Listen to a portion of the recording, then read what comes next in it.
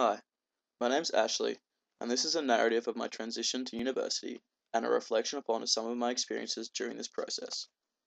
I am from a rural town named Lismore in northern New South Wales, Australia.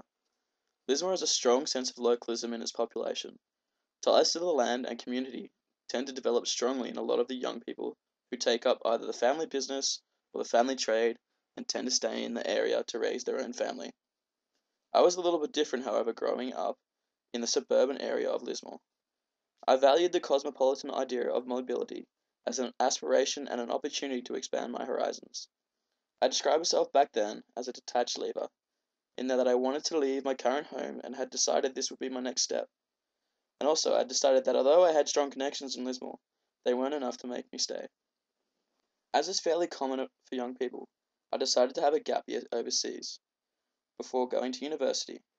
I saw it not only as a rite of passage, but also as something that everybody should experience in their lifetime to widen our views of the world around us. Also, undeniably, like many teams going overseas, I did it for the excitement and do some stupid things and get drunk. Getting to England was the next step in my journey, and like most people leaving home or looking to find their identity out in the world, I got a shock to my system. To travel around Europe, you have to work a lot. Steel factories, textile factories, and restaurants were some of the places I was lucky enough to work.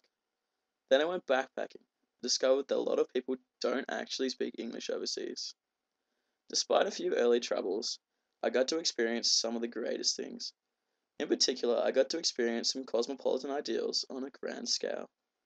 Through budget airlines, Eurail, and extensive public transport, I was the most geographically mobile I'd ever been. I was introduced to social networking on the international scale, things like Facebook and couch surfers.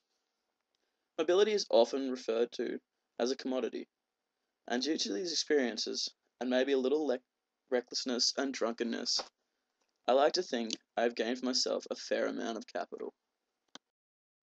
Upon getting home to Australia, I started studying psychology here on the Gold Coast, and I'm still thoroughly enjoying everything about it.